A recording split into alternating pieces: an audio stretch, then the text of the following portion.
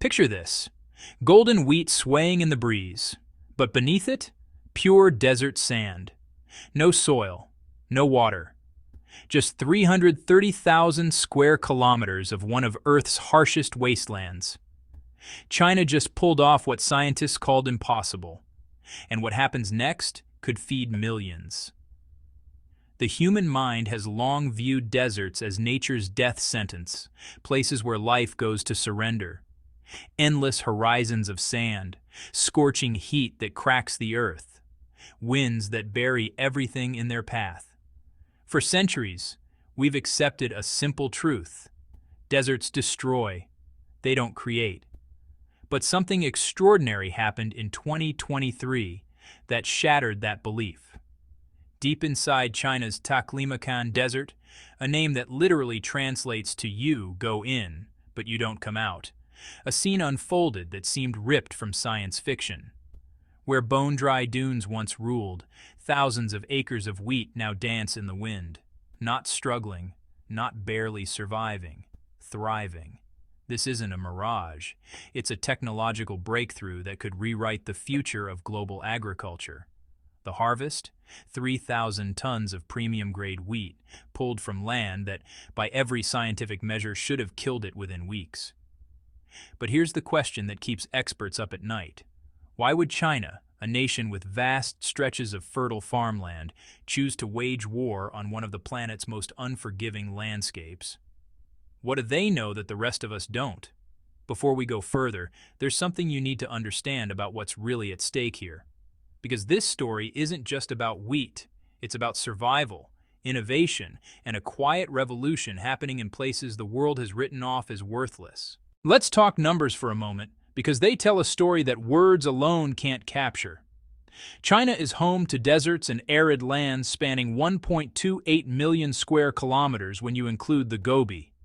That's 13% of the entire country, an area larger than France, Germany, and the United Kingdom combined. The Taklamakan alone, 330,000 square kilometers, roughly the size of Italy, swallowed by sand. For nearly 7 decades, China has been locked in an epic battle against desertification. Millions of workers, billions of dollars invested. The mission? Stop the sand from swallowing everything in its path. And here's what most people don't realize. They're winning. Through painstaking effort, from old-school grid systems that literally fence in the dunes to cutting-edge photovoltaic panels that generate power while holding back sand, China has transformed over 20 million hectares of wasteland. The phrase they use is poetic: green advancing, sand retreating. Where deserts once pushed people out, forests and grasslands now push back. But reclaiming desert is one thing. Making it productive?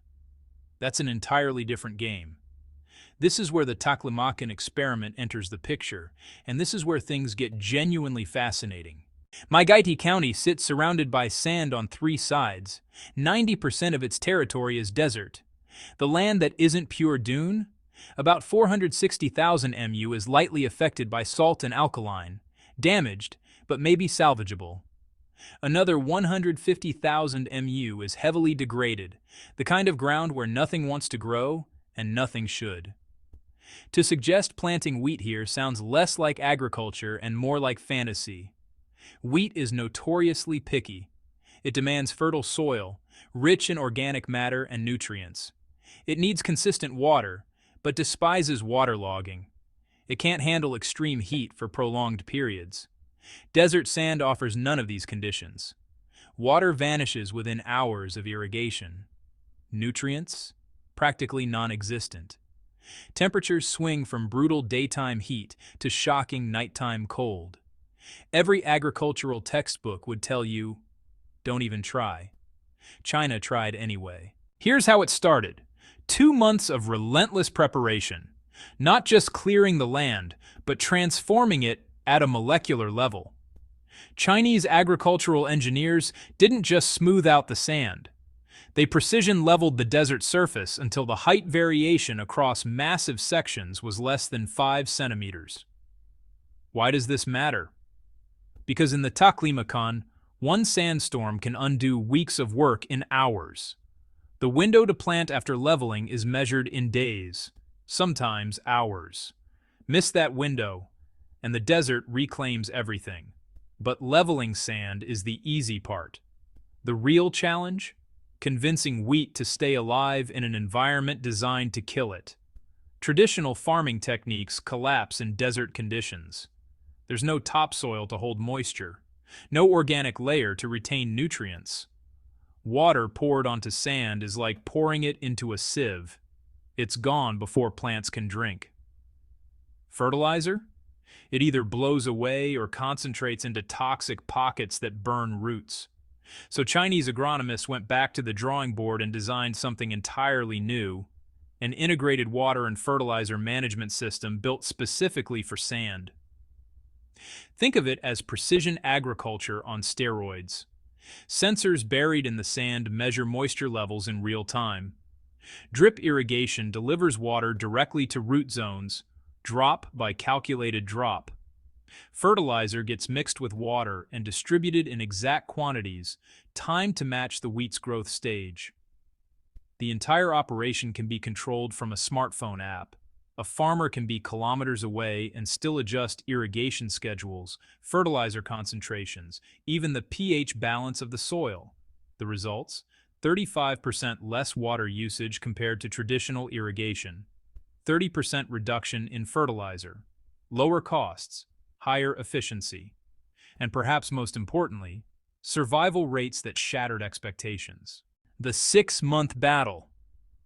In October 2023, over 6,000 acres received their first wheat seeds. What followed was, honestly, a masterclass in agricultural resilience and, well, obsessive monitoring. Teams of agronomists visited the fields regularly, not just to observe, but to document everything: soil composition, moisture retention, temperature fluctuations, germination rates. Every data point got logged, analyzed, and fed back into the system. The wheat had to survive germination in sand, already a challenge. Then came winter, when temperatures plummeted and the desert turned hostile in a different way. After that, the spring winds arrived, bringing sandstorms that could strip leaves off plants and bury seedlings alive. As summer approached, the real test began. Dry, scorching winds that suck moisture from anything living.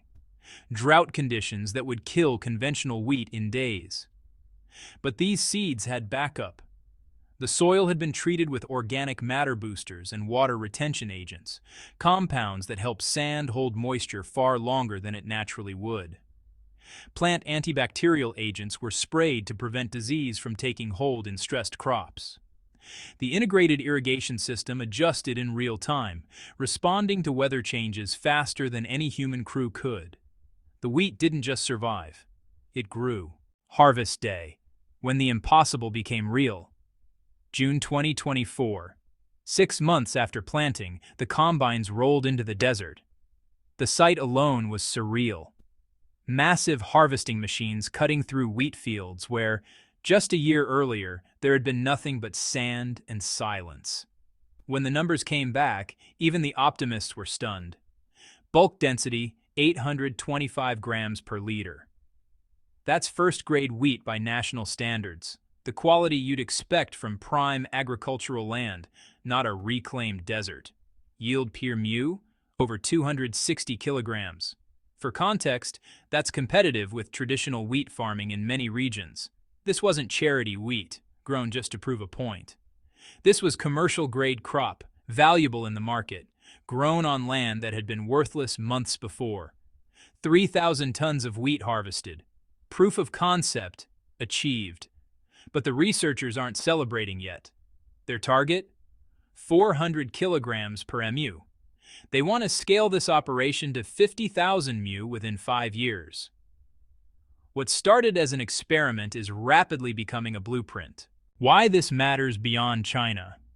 Here's where the story takes on, well, global weight. Desertification isn't a Chinese problem. It's a planetary crisis that's accelerating. Saudi Arabia offers a perfect case study in both the promise and peril of desert agriculture.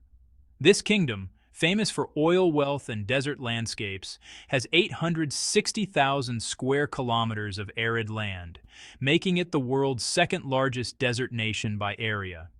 In the 1960s, Saudi Arabia produced just 3,000 tons of wheat annually. By the 1980s, that number exploded to 4 million tons. For a brief, shining moment in the 1990s, Saudi Arabia ranked as the world's sixth-largest grain exporter. The Desert Kingdom had seemingly achieved the impossible. Then it all collapsed. The problem wasn't technology or ambition. It was water, or honestly, the lack of it. Saudi Arabia had been mining ancient aquifers, fossil water that took thousands of years to accumulate. Once it ran dry, it didn't refill. The agricultural boom drained groundwater reserves at catastrophic rates. Overuse of fertilizers degraded soil quality. Within 2 decades, Saudi Arabia went from grain exporter back to grain importer. The dream of turning sand into farmland had proven unsustainable, until now. The technology that changes everything. China's approach differs in one critical way: sustainability built into the foundation. By using 35% less water and 30% less fertilizer while maintaining high yields, the system addresses the exact problems that destroyed Saudi Arabia's agricultural miracle. It's designed not for a 20-year boom, but for permanent transformation. Saudi Arabia is watching closely. As one of the first nations to embrace China's Belt and Road Initiative, it's positioned to potentially adopt this technology at scale. Imagine the impact. 860,000 square kilometers of Saudi desert, even if only a fraction becomes arable, could shift global food dynamics. Wheat fields stabilizing sand dunes, plant roots increasing organic matter in soil, improving structure and fertility year after year. Vegetation cover reducing sandstorms and moderating local temperatures. The economic ripple effects would be staggering. Agricultural jobs, processing facilities, supply chains, export potential. For a nation trying to diversify beyond oil dependency, desert farming could become the next economic pillar. But Saudi Arabia is just one example. Egypt faces similar challenges. So do parts of Australia, the American Southwest, Central Asia, and swaths of Africa. According to United Nations estimates, desertification threatens the livelihoods of over 1 billion people worldwide. The bigger picture here is feeding a planet that's, well, running out of land. The global population just keeps climbing toward 8 billion and beyond. Meanwhile, climate change is making the farmland we already have a lot less reliable. Droughts are lasting longer, floods are getting more severe, and growing seasons are shifting in these totally unpredictable ways. So honestly, we need more food from less land, using less water, and all of this in increasingly tough conditions. Desert agriculture, which was once kind of dismissed as economically unviable, might actually be the answer we didn't know we were looking for. China's wheat fields in the Taklamakan aren't just about growing grain, they're about expanding the boundaries of what's possible. Every hectare of desert that gets transformed into productive farmland is one less hectare that needs to come from cutting down forests or draining wetlands. The technology is still pretty young, and scaling from 6,000 acres to 50,000 and then maybe even to hundreds of thousands is definitely going to reveal new challenges. Not every desert is the same. Different mineral compositions, different climate patterns, different logistical constraints. All of these will require some serious adaptation. But the proof of concept is undeniable. You really can grow food where nothing should grow. You can do it sustainably, and yeah, you can even do it profitably. So, what comes next?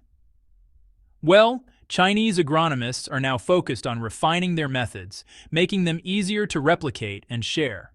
They're developing training programs, creating detailed technical manuals, and working with international partners to test the system in different desert environments. The goal here isn't to keep this technology locked behind borders. It's to solve a problem that doesn't respect borders: food security in an age of climate uncertainty. If this approach can be adapted to deserts worldwide, we're looking at a fundamental shift in agricultural potential. Regions that were written off as uninhabitable wastelands could actually become breadbaskets. Countries that have always depended on food imports could achieve self-sufficiency, and communities struggling with poverty in desert regions might find new economic opportunities. There's something almost poetic about it, honestly. Taking the places we've always seen as symbols of death and scarcity, and turning them into sources of life and abundance. So, here's the takeaway. When you look at a desert, what do you see? For most of human history, we've seen barriers, dangers, places to avoid. But China looked at the Taklamakan and saw potential. That shift in perspective, backed by rigorous science, innovative technology, and just plain stubborn determination, produced 3,000 tons of wheat where none should exist. But more than that, it produced hope. Hope that we can adapt to a changing planet. Hope that ingenuity can overcome limitations we thought were permanent. Hope that the future of food security might not require sacrificing forests or wetlands, but instead could bloom in the very places we'd already abandoned. The desert hasn't been defeated, it's been transformed. And that transformation might just be getting started. The question isn't whether we can grow wheat in the desert anymore. That's been answered. The question now is, how fast can we scale this revolution, and how many lives can it change? Only time will tell, but for the first time in history, the desert is yielding its secrets and giving back. If you found this story as mind-blowing as we did, hit that subscribe button. Because, honestly, this is just the beginning. We're tracking the technologies, the breakthroughs, and the quiet revolutions that are reshaping our world in real time. From impossible harvests to innovations you won't believe, we're bringing you the stories that matter. Turn on notifications so you never miss what's next. The future is being written in the most unexpected places, and we're taking you there. See you in the next one.